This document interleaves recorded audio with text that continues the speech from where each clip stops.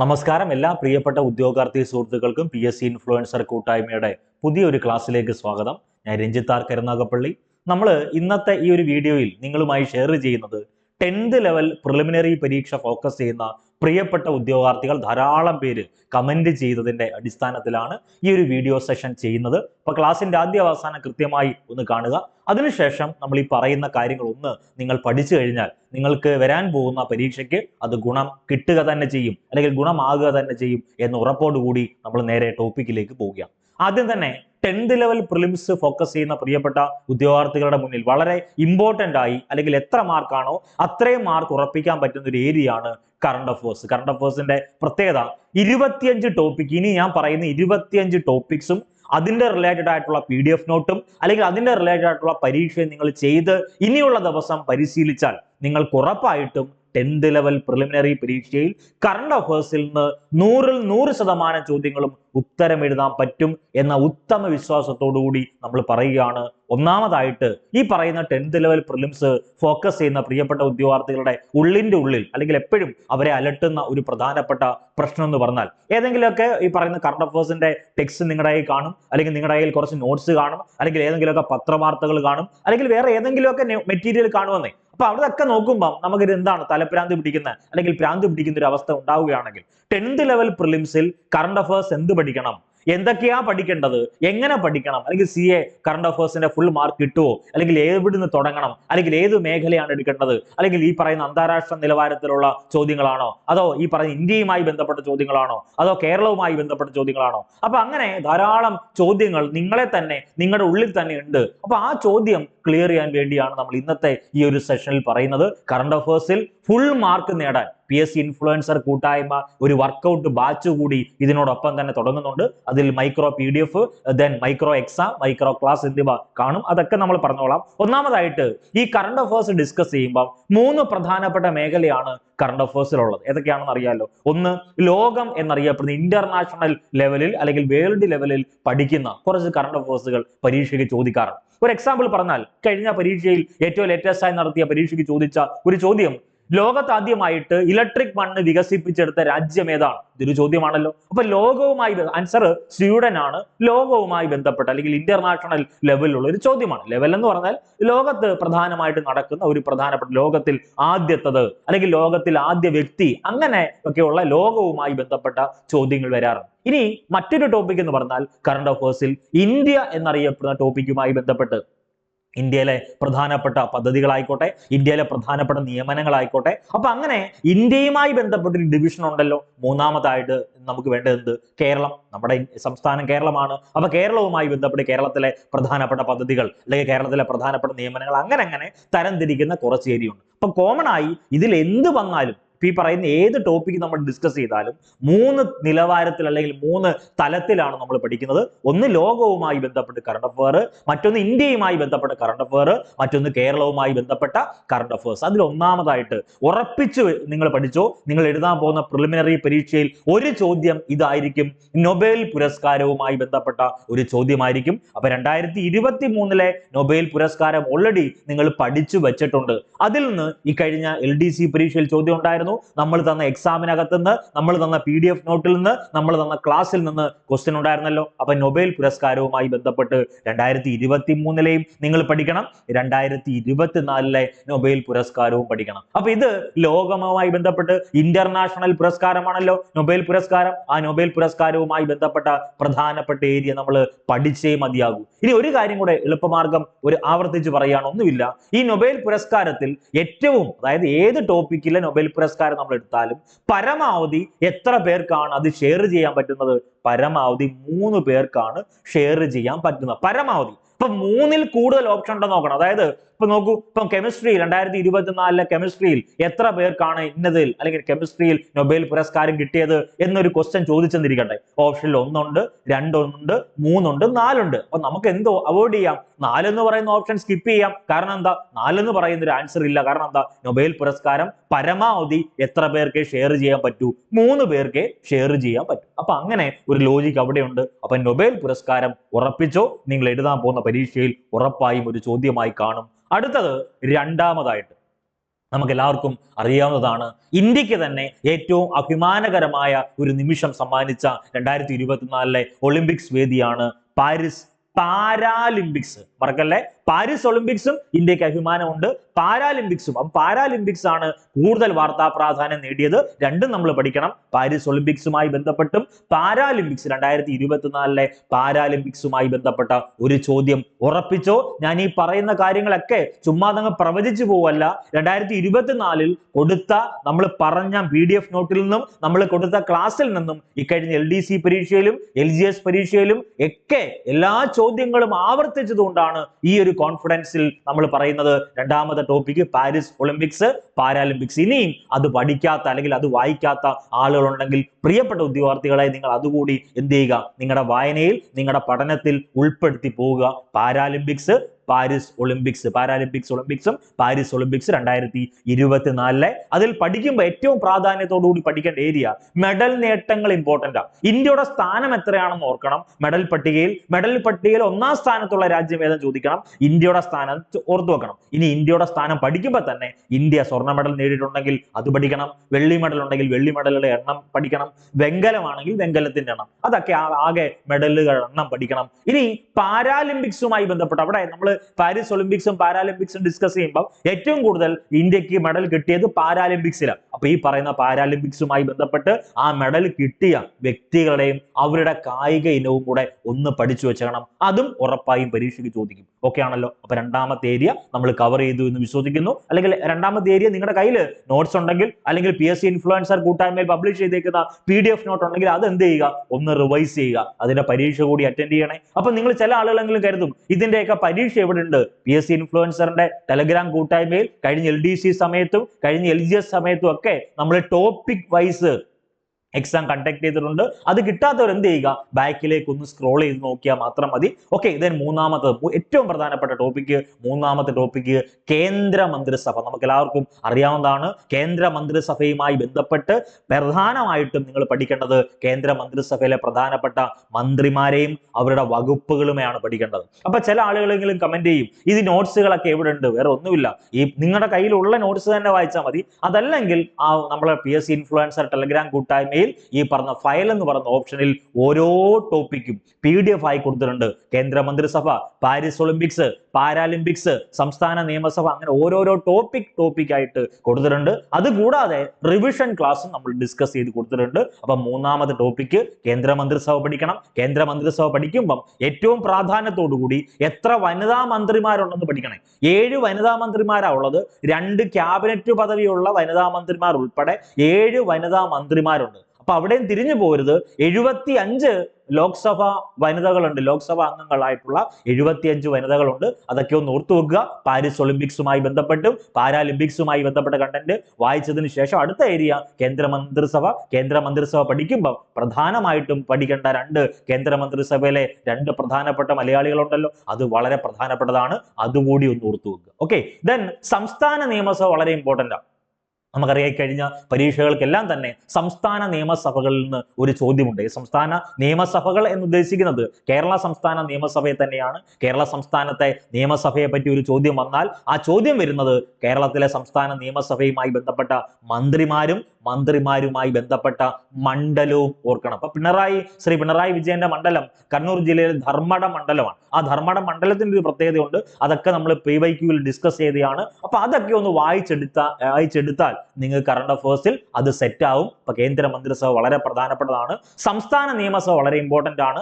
18ാം ലോക്സഭ. ഇതെല്ലാം പറഞ്ഞു ഞാൻ അങ്ങ് പോവല്ല. അപ്പൊ ചില ആളുകളെങ്കിലും മനസ്സിൽ കരുതും ഇതൊക്കെ ഞങ്ങൾ കേട്ടിട്ടുണ്ട്, ഈ പറയുന്ന കണ്ടന്റുകളെല്ലാം തരാൻ വേണ്ടിയാ പറഞ്ഞേക്കുന്നത്. ഈ പറയുന്ന കണ്ടന്റുകളെല്ലാം ഈ പറഞ്ഞ ടെലഗ്രാം കൂട്ടായ്മയിൽ അപ്ലോഡ് ചെയ്തിട്ടാ നിങ്ങളോട് ഈ വന്ന് ഡയലോഗ് പറയുന്നത്. അപ്പൊ കേന്ദ്ര മന്ത്രിസഭ, സംസ്ഥാന നിയമസഭ, 18ാം ലോക്സഭയുമായി ബന്ധപ്പെട്ട് ലോക്സഭ സ്പീക്കർ ഇമ്പോർട്ടന്റ് ഓം ബിർളയാണ്. ലോക്സഭ പ്രതിപക്ഷ നേതാവ് രാഹുൽ ഗാന്ധിയാണ്. അദ്ദേഹത്തിന്റെ മണ്ഡലം ഉൾപ്പെടെയുള്ള കണ്ടന്റ് പഠിച്ചേ പറ്റൂ. അപ്പൊ മൂന്നാമത്തെ ഏരിയ കവറായി. ഒന്നാമത്തത് കിട്ടി, 2 കിട്ടി, 3 കിട്ടി. അടുത്തത് 4ാമത്തത് ആർട്ടിഫിഷ്യൽ ഇന്റലിജൻസ്. നിങ്ങൾ കുറിച്ചു വെച്ചോ, നിങ്ങൾ എഴുതാൻ പോകുന്ന മത്സര പരീക്ഷയിൽ ആർട്ടിഫിഷ്യൽ ഇന്റലിജൻസ് അല്ലെങ്കിൽ AI എന്നറിയപ്പെടുന്ന ടോപ്പിക്കിൽ നിന്ന് ഒരു ക്വസ്റ്റ്യൻ ഉറപ്പായും കാണും. ഉറപ്പ് ഉറപ്പ് ഉറപ്പ്. ആർട്ടിഫിഷ്യൽ ഇന്റലിജൻസുമായി ബന്ധപ്പെട്ട ഒന്നെങ്കിൽ അത് മത്സര പരീക്ഷയ്ക്ക് ചോദിച്ച ചോദ്യം തന്നെ വീണ്ടും റിപ്പീറ്റ് ചെയ്യാം, അതും അല്ലെങ്കിൽ പുതിയ തരത്തിലുള്ള ചോദ്യങ്ങളായിരിക്കും ഈ AI എന്നറിയപ്പെടുന്ന ടോപ്പിക്കിൽ നിന്ന് വരുന്നത്. അഞ്ചാമതായിട്ട് നിങ്ങൾ പഠിക്കേണ്ടത് ബഡ്ജറ്റുമായി ബന്ധപ്പെട്ട്. അപ്പൊ ചില ആളുകളെങ്കിലും മനസ്സിൽ കരുതും ബഡ്ജറ്റുമായി ബന്ധപ്പെട്ട A to Z കാര്യങ്ങൾ പഠിക്കണോ? ഒരിക്കലും വേണ്ട. ബഡ്ജറ്റുമായി ബന്ധപ്പെട്ട പ്രധാനപ്പെട്ട കാര്യങ്ങൾ, അതും union budget important, state budget ഉള്ള സ്റ്റേറ്റുകളുടെ എല്ലാം ബഡ്ജറ്റും അല്ല പഠിക്കേണ്ടത്. ഇപ്പൊ തമിഴ്നാട് സ്റ്റേറ്റിന്റെ ബഡ്ജറ്റ് നമുക്ക് പഠിക്കേണ്ട ആവശ്യമില്ല. കേരള സംസ്ഥാനത്തിന്റെ ബഡ്ജറ്റ് വളരെ പ്രാധാന്യത്തോടുകൂടി പഠിക്കണം. കേന്ദ്ര ഗവൺമെന്റിന്റെ ബഡ്ജറ്റ് വളരെ പ്രാധാന്യത്തോടുകൂടി പഠിക്കണം. അപ്പൊ അവിടെ തന്നെ രണ്ട് പ്രധാനപ്പെട്ട കറണ്ട് അഫയർ ഉണ്ട്. കേന്ദ്ര ധനകാര്യ വകുപ്പ് മന്ത്രി, സംസ്ഥാന ധനകാര്യ വകുപ്പ് മന്ത്രി. അവർ ഈ പറഞ്ഞ രണ്ട് വ്യക്തികളും ബഡ്ജറ്റ് പ്രഖ്യാപനത്തിൽ ഏതെങ്കിലും പുതിയ തരത്തിലുള്ള പദ്ധതികൾ പ്രഖ്യാപിച്ചിട്ടുണ്ടോ എന്ന് നിങ്ങൾ പരിശോധിക്കണം. അതിനുശേഷം പ്രഖ്യാപിച്ചിട്ടുള്ള പദ്ധതികളിൽ വനിതകളുമായി ബന്ധപ്പെട്ട ഏതെങ്കിലും പദ്ധതികൾ ഉണ്ട് എങ്കിൽ അത് ഉറപ്പായും പരീക്ഷയ്ക്ക് ചോദിക്കും. ഇപ്പൊ ബഡ്ജറ്റിൽ പ്രഖ്യാപിക്കുന്ന പ്രധാനപ്പെട്ട പദ്ധതികളില്ലേ, അതൊക്കെ ഒന്ന് ഓർത്തു വെക്കുക. ആറാമത്തെ ടോപ്പിക്ക് സിനിമ അവാർഡ്. അതും ഉറപ്പ് ചോദ്യമാണ്. സിനിമ അവാർഡുകൾ ഒന്നെങ്കിൽ ഓസ്കാർ അവാർഡ് ചോദിക്കും, അതുമല്ലെങ്കിൽ ദേശീയ ചലച്ചിത്ര അവാർഡ് ചോദിക്കും, അതുമല്ലെങ്കിൽ സംസ്ഥാന ചലച്ചിത്ര അവാർഡ് ചോദിക്കും. ഓസ്കാർ പുരസ്കാരം അല്ലെങ്കിൽ ദേശീയ ചലച്ചിത്ര പുരസ്കാരം, സംസ്ഥാന ചലച്ചിത്ര പുരസ്കാരം. അപ്പൊ ചില ആളുകളെങ്കിലും എന്ത് ചെയ്യും, ഓസ്കാർ അങ്ങ് സ്കിപ്പ് ചെയ്ത് വെച്ചേക്കുമായിരിക്കും. ഓസ്കാറുമായി ബന്ധപ്പെട്ട് ചോദ്യം ചോദിച്ചു. ഇക്കഴിഞ്ഞ LGS പരീക്ഷയിൽ ചോദ്യം ഉണ്ടായിരുന്നു, അതുകൊണ്ടാണ് പറഞ്ഞേക്കുന്നത്. ഇക്കഴിഞ്ഞ LDC പരീക്ഷയ്ക്ക് ഉൾപ്പെടെ ചോദ്യം ഉണ്ടായിരുന്നു. അപ്പൊ സിനിമ അവാർഡുമായി ബന്ധപ്പെട്ട എല്ലാ അവാർഡുകളും നിങ്ങൾ പഠിച്ചില്ലെങ്കിലും ഈ മൂന്നെണ്ണം ഉറപ്പായും പഠിക്കണം. ഓസ്കാർ പുരസ്കാരം, ദേശീയ ചലച്ചിത്ര അവാർഡ്, സംസ്ഥാന ചലച്ചിത്ര അവാർഡ്. ഓക്കെ ആണല്ലോ. അടുത്തത് ഏഴാമത്തെ ടോപ്പിക് എന്ന് പറഞ്ഞാൽ സാഹിത്യ അവാർഡാണ്. വീണ്ടും ആവർത്തിക്കുന്നു. സാഹിത്യ അവാർഡ് എന്നറിയപ്പെടുന്ന ഏരിയ നമ്മൾ പഠിക്കുമ്പോൾ ലോകത്തെ പ്രധാനപ്പെട്ട സാഹിത്യ അവാർഡ് ഇപ്പം നമ്മൾ പഠിക്കുക. ബുക്കർ സമ്മാനം എന്നറിയപ്പെടുന്ന സാഹിത്യ അവാർഡ്, അതൊരു സാഹിത്യ അവാർഡാണ്, ലോകവുമായി ബന്ധപ്പെട്ടതാണ്. ദെൻ ഇന്ത്യയുമായി ബന്ധപ്പെട്ട് നമ്മൾ പഠിക്കും ജ്ഞാനപീഠ പുരസ്കാരം, ഇന്ത്യയുമായി ബന്ധപ്പെട്ട പുരസ്കാരമാണല്ലോ. അപ്പൊ അങ്ങനെ മൂർത്തി ദേവി പുരസ്കാരം, അങ്ങനെയൊക്കെയുള്ള ചോദ്യങ്ങൾ ഇന്ത്യയുമായി ബന്ധപ്പെട്ടതാണ്. കേരളവുമായി ബന്ധപ്പെട്ട ചോദ്യങ്ങളാണെങ്കിൽ എഴുത്തച്ഛൻ പുരസ്കാരം, വയലാർ പുരസ്കാരം, അങ്ങനത്തെയൊക്കെയുള്ള ധാരാളം പുരസ്കാരങ്ങളുണ്ട്. ആ പുരസ്കാരങ്ങൾ നിങ്ങൾ എന്ത് ചെയ്യണം, ഈ സാഹിത്യ അവാർഡ് എന്നറിയപ്പെടുന്ന ടോപ്പിക്കിൽ നിങ്ങൾ പഠിക്കണം. ഞാൻ വ്യക്തമായി പറയുന്നു, ഈ ക്ലാസിന്റെ കണ്ടന്റ്, ഈ പറയുന്ന ഓരോ കണ്ടന്റിന്റെയും PDF നോട്ട് നമ്മൾ പബ്ലിഷ് ചെയ്തിട്ടുണ്ട്. ഇത്തിരി മെനക്കെട്ടാൽ നിങ്ങൾക്ക് അതിന്റെ വീഡിയോ ക്ലാസ്സും കിട്ടും. ഏതാ ഇത്തിരി മെനക്കെടുക എന്ന് പറഞ്ഞാൽ ഈ പറയുന്ന 10th ലെവൽ പരീക്ഷയുമായി ബന്ധപ്പെട്ട് അത് ആ പരീക്ഷയ്ക്ക് മുന്നേ തന്നെ LDC പരീക്ഷയുടെയും LGS പരീക്ഷയുടെയും നമ്മൾ റിവിഷൻ വർക്കൗട്ട് വീഡിയോ ചെയ്തിരുന്നു. കറണ്ട് അഫേഴ്സിന്റെ ആ കറണ്ട് അഫേഴ്സിൽ റിവിഷൻ വർക്കൗട്ട് എന്ന് പറഞ്ഞാൽ ചിലപ്പോൾ 2.5 മണിക്കൂർ 3 മണിക്കൂർ വീഡിയോ ആയിരിക്കും. അപ്പൊ അതിൽ ഈ പറയുന്ന സാഹിത്യ അവാർഡ് കാണും, സിനിമ അവാർഡ് എല്ലാം കൂടെ മിക്സ് ചെയ്താണ് നമ്മൾ റിവിഷൻ മോഡൽ ആണ് എടുത്തത്, ഒരു മെഗാ മാരത്തോൺ പോലെ. അതൊക്കെ ഒന്ന് കണ്ടു കഴിഞ്ഞാൽ അതൊരു മെനക്കേടാണ്. നിങ്ങൾ കുത്തിയിരുന്ന് ക്ലാസ് കാണേണ്ടിയിരിക്കുന്നു. ഇനി ക്ലാസ് കാണാൻ പറ്റാത്ത ഒരു സാഹചര്യം ആണെങ്കിൽ എന്ത് ചെയ്യുക, ആ PDF ജസ്റ്റ് ഒന്ന് ഡൗൺലോഡ് ചെയ്ത് പഠിക്കുക. പ്രധാനമായിട്ട് നിങ്ങൾ ചെയ്യേണ്ടത് PDF വായിക്കുന്നത് കൊള്ളാം, PDF വായിക്കുന്നതോടൊപ്പം തന്നെ നിങ്ങൾ മറന്നു പോകും എന്ന് ഉറപ്പുള്ള പോയിന്റ് എന്ത് ചെയ്യുക, ഒരു വൈറ്റ് പേപ്പറിലോട്ടോ അല്ലെങ്കിൽ നിങ്ങൾ പഠിക്കുന്ന ആ ബുക്കിന്റെ സൈഡിലോട്ടോ ഒന്ന് നോട്ട് ചെയ്യുക. അത് ഈ വരുന്ന ദിവസങ്ങൾ എന്ത് ചെയ്യുക, ഒന്ന് റിവൈസ് ചെയ്ത് പോകും. അപ്പൊ ഏഴാമത്തെ ടോപ്പിക്ക് നമുക്ക് സെറ്റായി. ദെൻ എട്ടാമത്തത് വളരെ പ്രധാനപ്പെട്ട ചോദ്യം, സൂചികകൾ എന്നറിയപ്പെടുന്ന ടോപ്പിക്ക് പഠിക്കണം. സൂചികകളുമായി ബന്ധപ്പെട്ട് മുഴുവൻ സൂചികകളുമല്ല പ്രധാനമായിട്ടും വേണ്ടത്. ഈ പറയുന്ന UN ബന്ധപ്പെട്ട ഏതെങ്കിലും ഇൻഡെക്സ് ഉണ്ടോ നോക്കണം. ഈ പറയുന്ന മാനവ വികസന സൂചിക, അല്ലെങ്കിൽ മാനവ സന്തോഷ സൂചിക, അല്ലെങ്കിൽ ആഗോള മത്സര സൂചിക, അങ്ങനത്തൊക്കെയുള്ള സൂചികകളുണ്ട്. അത് പരീക്ഷയ്ക്ക് ഉറപ്പായും ചോദിക്കും. അതിൽ ആദ്യ സ്ഥാനം ഏത് രാജ്യമാണെന്ന് പഠിക്കണം, ഇന്ത്യയുടെ സ്ഥാനം എത്രയാണെന്നും പഠിക്കണം. അപ്പൊ ചില ആളുകളെങ്കിലും കമന്റ് ചെയ്യും അല്ലെങ്കിൽ മനസ്സിൽ പറയും 2024 മാത്രം പഠിച്ചാൽ മതിയോ? പോരാ, 2024ന്റെ കൂടെ 2023 കൂടി ഒന്ന് ഓർത്തു വെക്കുക, അല്ലെങ്കിൽ പഠിച്ചു വെച്ചേക്കുക. സൂചികകളുമായി ബന്ധപ്പെട്ട ചോദ്യം ഉറപ്പായും കാണും, അത് വളരെ ഇമ്പോർട്ടന്റ്. ദെൻ ഒൻപതാമത്തെ ടോപ്പിക്ക് ഇന്ത്യയിലെ പ്രധാനപ്പെട്ട നിയമനങ്ങൾ.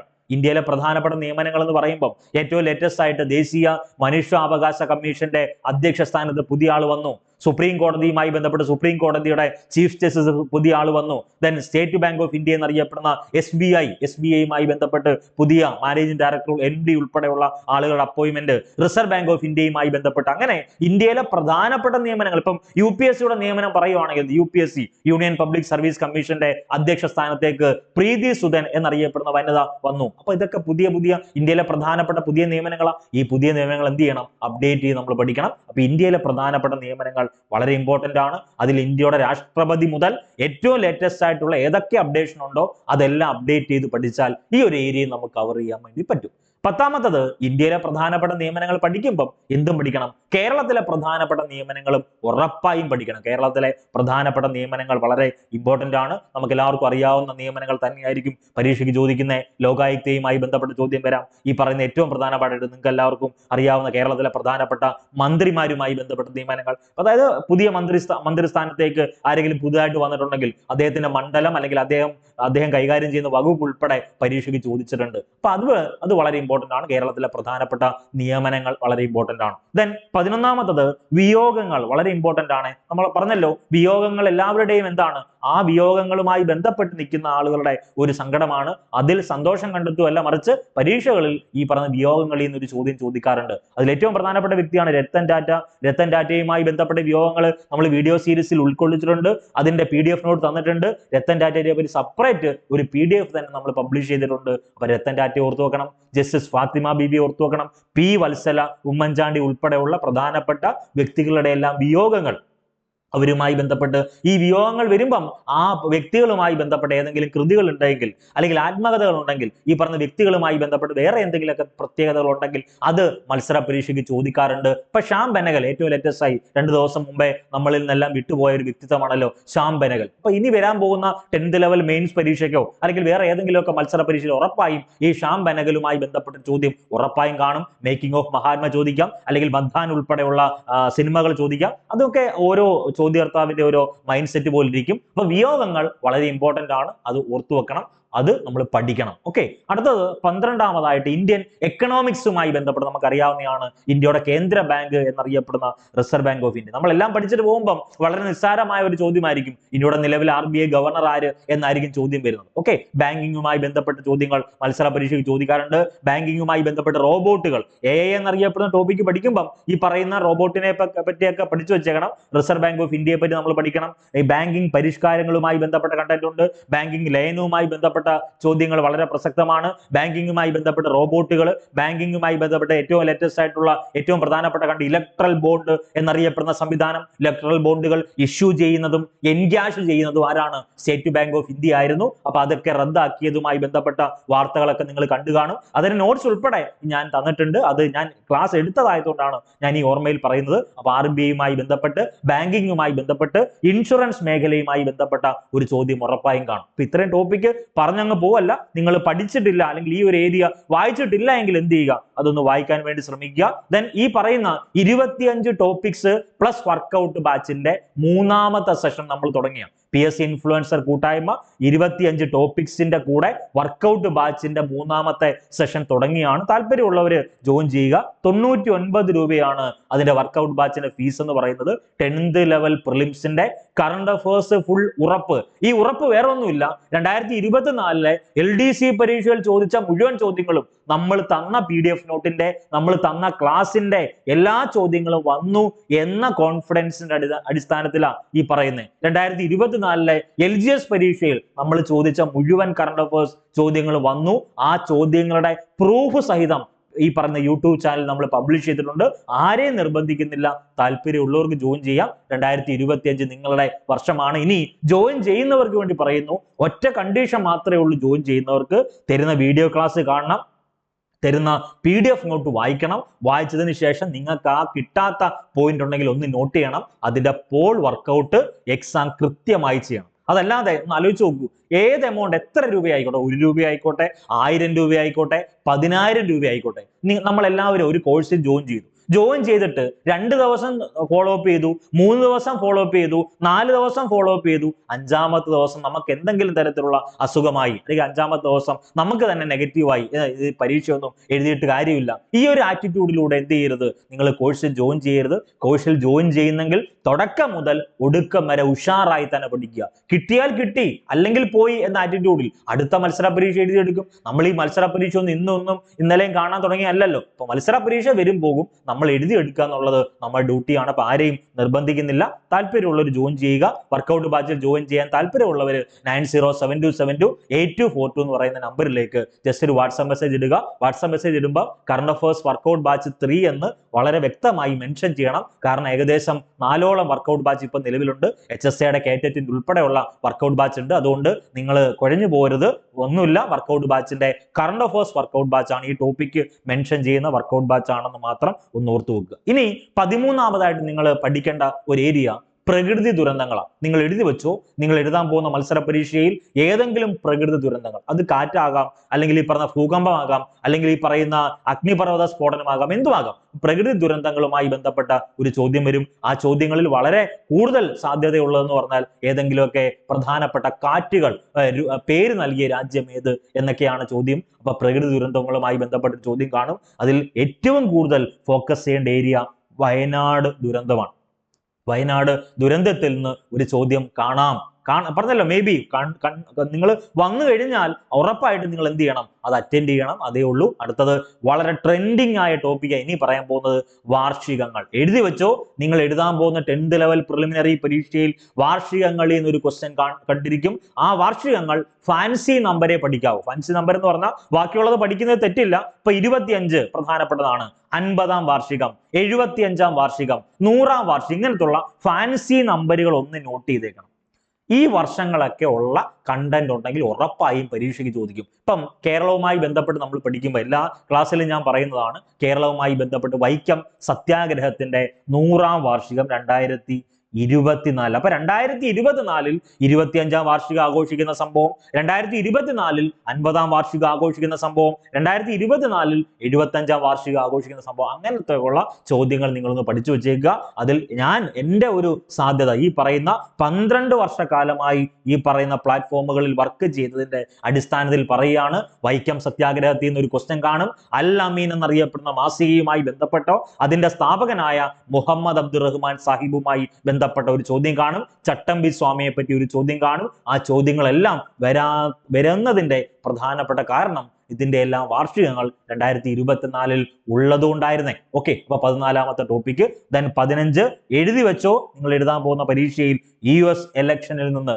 അമേരിക്കൻ തെരഞ്ഞെടുപ്പുമായി ബന്ധപ്പെട്ട ഒരു ചോദ്യം കാണും. അമേരിക്കൻ തെരഞ്ഞെടുപ്പുമായി ബന്ധപ്പെട്ട് അമേരിക്കൻ തെരഞ്ഞെടുപ്പിന് ശേഷം ഈ പറയുന്ന ജോ ബൈഡൻ ഉൾപ്പെടെയുള്ള വ്യക്തി, അല്ലെങ്കിൽ ഡൊണാൾഡ് ട്രംപ് ഉൾപ്പെടെയുള്ള വ്യക്തി, കമലാ ഹാരിസ് ഉൾപ്പെടെയുള്ള വ്യക്തികൾ എന്തൊക്കെയാണ് ചെയ്തത്, ഏതൊക്കെ പ്രവൃത്തിയിലെ അല്ലെങ്കിൽ അവരുടെ പ്രവർത്തന മേഖലയുമായി ബന്ധപ്പെട്ടത് നമുക്കറിയാം. ട്രംപിന്റെ പുതിയ ഭരണപരിഷ്കാരങ്ങളുമായി ബന്ധപ്പെട്ട് പ്രധാനപ്പെട്ട ആ അപ്പോയിന്റ്മെന്റ് പഠിക്കുമ്പോൾ ഇന്ത്യൻ വംശജനായിട്ടുള്ള ആളുകൾ ആരെങ്കിലും ഒക്കെ ആ പറയുന്ന മന്ത്രിസഭയിലോ അല്ലെങ്കിൽ ആ പറയുന്ന പോർട്ട്ഫോളിയോയിലോ ഉണ്ടെങ്കിൽ അത് ഉറപ്പായും പഠിക്കണം. ഏറ്റവും പ്രാധാന്യം അർഹിക്കുന്ന ചോദ്യം എന്ന് പറഞ്ഞാൽ അമേരിക്കൻ തെരഞ്ഞെടുപ്പിലൂടെ ജയിച്ച ഡൊണാൾഡ് ട്രംപ് എത്രാമത്തെ അമേരിക്കൻ പ്രസിഡന്റ് ആണ്, അങ്ങനത്തെയൊക്കെയുള്ള ചോദ്യങ്ങളുണ്ടല്ലോ, അത് ഉറപ്പായും ചോദിക്കും. അതാണ് 15ാമത്തെ ഏരിയ. 16ാമത്തെ ടോപ്പിക്ക് നമുക്ക് എല്ലാവർക്കും അറിയാവുന്നതാണ്, ആരോഗ്യ മേഖലയുമായി ബന്ധപ്പെട്ട്. അതാണ് ഞാൻ ആദ്യം പറഞ്ഞ ലോകം അല്ലെങ്കിൽ ഇന്റർനാഷണൽ ലെവലുള്ള ചോദ്യം എന്ന് പറഞ്ഞില്ലേ. കോവിഡുമായി ബന്ധപ്പെട്ട ചോദ്യം, കുരങ്ങു പനിയുമായി ബന്ധപ്പെട്ട ചോദ്യം, മസ്തിഷ്ക ജ്വരവുമായി ബന്ധപ്പെട്ട ചോദ്യം, ഇങ്ങനത്തെയൊക്കെയുള്ള ആരോഗ്യ മേഖലയുമായി ബന്ധപ്പെട്ട് അസുഖങ്ങളുമായി ബന്ധപ്പെട്ട ചോദ്യങ്ങൾ പരീക്ഷയിൽ ഉറപ്പായും ചോദിക്കും. അപ്പൊ അതെന്ത് ചെയ്യുക, ഒന്ന് റിവൈസ് ചെയ്ത് വെച്ചേക്കുക. 17ാമത്തത് കായിക മേഖല. മിക്ക ആളുകളും കമന്റ് ചെയ്യാറുണ്ട്, കായിക മേഖലയിലെ ഒരു റിവിഷൻ ക്ലാസ് എടുക്കാം. കായിക മേഖലയുമായി ബന്ധപ്പെട്ട് പഠിക്കുമ്പോൾ കായിക മേഖലയിലെ പുരസ്കാരങ്ങളെല്ലാം പഠിക്കണം. അതിനോടൊപ്പം തന്നെ ഈ പറഞ്ഞ വ്യക്തികളെ പറ്റിയുള്ള പോയിന്റുകൾ ഉണ്ടോ എന്നൊന്ന് നോക്കണം. PR ശ്രീജേഷുമായി ബന്ധപ്പെട്ട ഒരു ചോദ്യം ഉറപ്പായും കാണും. ലയണൽ മെസ്സിയുമായി ബന്ധപ്പെട്ട ചോദ്യം, സുനിൽ ഛേത്രിയുമായി ബന്ധപ്പെട്ട ചോദ്യം, വിരാട് കോഹ്ലിയുമായി ബന്ധപ്പെട്ട ചോദ്യം, മിന്നുമണിയുമായി ബന്ധപ്പെട്ട ചോദ്യം. ഈ പറയുന്ന ഇത്രയും വ്യക്തികളെ പറ്റിയുള്ള ചോദ്യം മാത്രം പ്രതീക്ഷിക്കരുത്. ഈ പറയുന്ന കണ്ടന്റ് ഉറപ്പായിട്ടും പഠിക്കണം. അതിനോടൊപ്പം തന്നെ കായിക മേഖല കൂടി ഒന്ന് വായിച്ചു വെച്ചേക്കുക. അതിൽ പ്രധാനപ്പെട്ട ഈ പറയുന്ന കോപ്പ അമേരിക്ക ഫുട്ബോൾ ടൂർണമെന്റുമായി ബന്ധപ്പെട്ട് ഏറ്റവും പ്രധാനപ്പെട്ട T20 വേൾഡ് കപ്പുമായി ബന്ധപ്പെട്ട ചോദ്യങ്ങളൊക്കെ നിങ്ങൾ ഒന്ന് വായിച്ച് റിവൈസ് ചെയ്ത് വെച്ചേക്കുക. 18ാമത്തെ ടോപ്പിക്ക്, ഓരോ സംസ്ഥാനത്തെയും മുഖ്യമന്ത്രിമാരും ഗവർണർമാരും. ആ ഗവർണർമാര് ഞാൻ ഈ ഇന്നത്തെ ഏറ്റവും ലേറ്റസ്റ്റ് കറണ്ട് അഫയേഴ്സ് പ്രകാരമുള്ള കണ്ടന്റ് ഉൾപ്പെടെയാണ് പറയുന്നത്. നിലവിൽ കേരള ഗവർണറിന് ആരിഫ് മുഹമ്മദ് ഖാൻ മാറിയല്ലോ, അദ്ദേഹം ബീഹാർ ഗവർണർ ആയല്ലോ. ഇപ്പൊ കേരള ഗവർണറായിരുന്ന പുതിയ വ്യക്തിയുണ്ട്, അദ്ദേഹത്തിന്റെ പേര്. അങ്ങനെ 5 ഗവർണർമാരാ ഇന്നേ ദിവസം അപ്പോയിന്റ്മെന്റ് ആയിട്ട് മാറിയിട്ടുള്ളത്. അപ്പൊ ഓരോ സംസ്ഥാനത്തെ മുഖ്യമന്ത്രിമാരെയും അവരുടെ ഗവർണർമാരും ആ സംസ്ഥാനത്തെ ഗവർണർമാരെയും കൂടി ഒന്ന് ഓർത്തു വെച്ചേക്കുക. ആ സംസ്ഥാന മുഖ്യമന്ത്രിമാരുമായി ബന്ധപ്പെട്ട് ഏതെങ്കിലുമൊക്കെ പദ്ധതികൾ ഉദ്ഘാടനം ചെയ്തിട്ടുണ്ട് എങ്കിൽ അത് ഉറപ്പായും പരീക്ഷയ്ക്ക് ചോദിക്കാറുണ്ട്. ദെൻ 19ാം ടോപ്പിക് എന്ന് പറഞ്ഞാൽ സാഹിത്യ കൃതികളും അത് എഴുതിയ ആളുകളുമാണ്. സാഹിത്യ കൃതികളും എഴുത്തുകാരുമാണ് പരീക്ഷയ്ക്ക് ചോദിക്കാറുള്ളത്. ഒറ്റ ലോജിക്ക് മാത്രമേ ഉള്ളൂ. ഈ സാഹിത്യ കൃതികൾ എന്തുകൊണ്ട് പരിസര പരീക്ഷയിൽ ചോദിക്കുന്നു എന്ന് ചോദിച്ചാൽ, ഒന്നെങ്കിൽ ആ സാഹിത്യകൃതി എഴുതിയ വ്യക്തിയുടെ വിയോഗം മൂലം ആ സാഹിത്യകൃതി ചോദിക്കാം.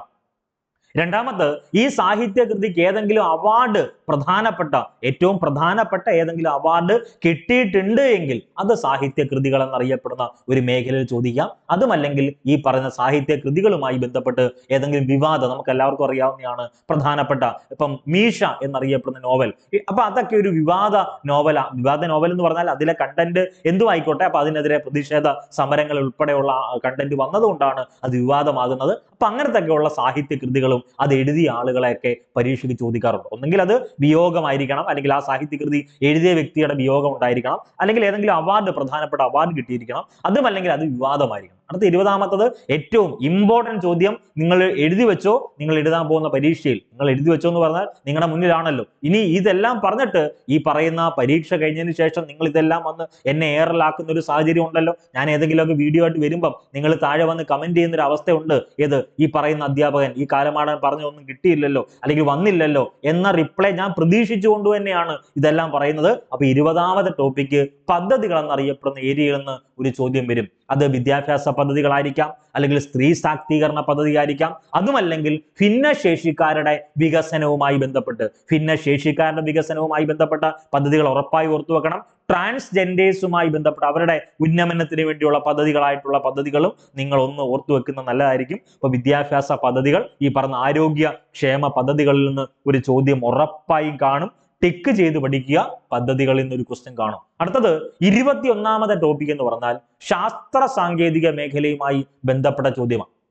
അപ്പം ശാസ്ത്ര സാങ്കേതിക മേഖല എന്നറിയപ്പെടുന്ന ഏരിയ പഠിക്കുമ്പം ISRO ഇമ്പോർട്ടന്റ് ആണ്. ഇന്ത്യൻ സ്പേസ് റിസർച്ച് ഓർഗനൈസേഷൻ എന്നറിയപ്പെടുന്ന ISRO വളരെ പ്രധാനപ്പെട്ടതാണല്ലോ. അപ്പൊ ആ ശാസ്ത്ര സാങ്കേതിക മേഖലയുമായി ബന്ധപ്പെട്ട് ഗഗൻയാൻ അല്ലെങ്കിൽ ചാന്ദ്രയാൻ 3 ഉൾപ്പെടെയുള്ള സയൻസ് മേഖലയുമായി ബന്ധപ്പെട്ട് അതിന്റെ 4 PDF note PSC influencer Telegram കൂട്ടായ്മയിൽ നമ്മൾ സൗജന്യമായി നിങ്ങൾക്ക് തന്നിട്ടുണ്ട്. അതൊന്ന് കളക്ട് ചെയ്യുക. വീണ്ടും റീപബ്ലിഷ് ചെയ്യുന്നില്ല, അതെല്ലാം ഫയൽ നോട്ടിനകത്ത് ആ ഫയൽ ഡൗൺലോഡ് അല്ലെങ്കിൽ PDF ആയിട്ട് കൊടുത്തിട്ടുണ്ട്, അതൊന്ന് ഡൗൺലോഡ് ചെയ്യുക. ഓക്കെ. ദെൻ 22ാമത്തെ ഏരിയ എന്ന് പറഞ്ഞാൽ നീതിന്യായ സംവിധാനവുമായി ബന്ധപ്പെട്ട ഒരു ചോദ്യം കാണും. അതിൽ വളരെ പ്രസക്തമായിട്ടുള്ള ഒരു ചോദ്യം, സുപ്രീം കോടതിയുടെ നിലവിലെ ചീഫ് ജസ്റ്റിസ് ആരാണ് എന്ന ചോദ്യമായിരിക്കും, അല്ലെങ്കിൽ തൊട്ട് മുന്നേ ഇരുന്ന വ്യക്തി ആരാണ്. അങ്ങനത്തെയൊക്കെയുള്ള സൂപ്പർലേറ്റീവ് ഒന്ന് ഓർത്തു വെക്കുക. അപ്പൊ നീതിന്യായ സംവിധാനത്തെ പറ്റി ഒരു ചോദ്യം കാണും. പുതിയ കമ്മീഷനുകൾ വളരെ ഇമ്പോർട്ടന്റ് ആണ്.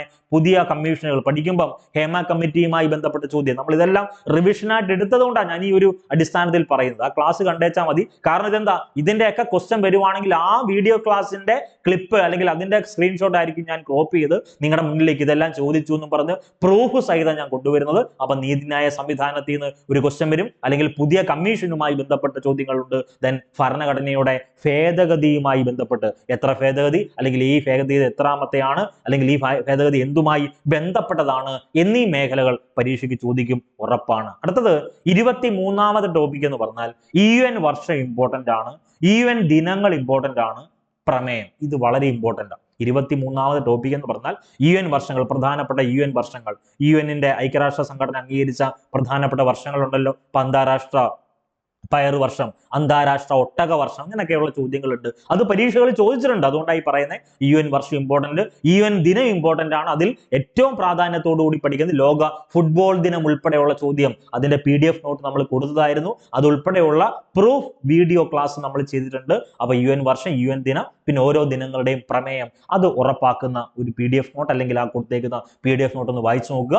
23ാമത്തെ ടോപ്പിക്ക്. 24ാമത്തെ ടോപ്പിക് എന്ന് പറഞ്ഞാൽ കായിക മേഖലയുമായി ബന്ധപ്പെട്ട് euro cup, Copa America, T20 ലോകകപ്പ്, അങ്ങനത്തുള്ള കായിക മേഖലയുമായി ബന്ധപ്പെട്ട്, സ്പോർട്സ് മേഖലയുമായി ബന്ധപ്പെട്ട് വളരെ പ്രധാനപ്പെട്ട ചോദ്യങ്ങൾ, അതിലെ പ്രധാനപ്പെട്ട വേദി ഉൾപ്പെടെയുള്ള കണ്ടന്റ് പഠിക്കണം. ദെൻ ഏറ്റവും ഇമ്പോർട്ടന്റ് 25ാമത്തെ ടോപ്പിക് എന്ന് പറഞ്ഞാൽ 2024 LDC പരീക്ഷകളിലെ മുഴുവൻ കറണ്ട് അഫേഴ്സും നിങ്ങൾ പഠിക്കണം. 2024 LGS പരീക്ഷയിലെ മുഴുവൻ കറണ്ട് അഫേഴ്സും നിങ്ങൾ പഠിക്കണം. 2024 LDC പരീക്ഷയിൽ എന്തൊക്കെ കറണ്ട് അഫേഴ്സ് ചോദിച്ചോ, 2024 LGS പരീക്ഷയിൽ എന്തൊക്കെ കറണ്ട് അഫേഴ്സ് ചോദിച്ചോ, ആ കറണ്ട് അഫേഴ്സ് എല്ലാം പഠിക്കുന്നത് നിങ്ങളുടെ ടാസ്ക് ആണ്.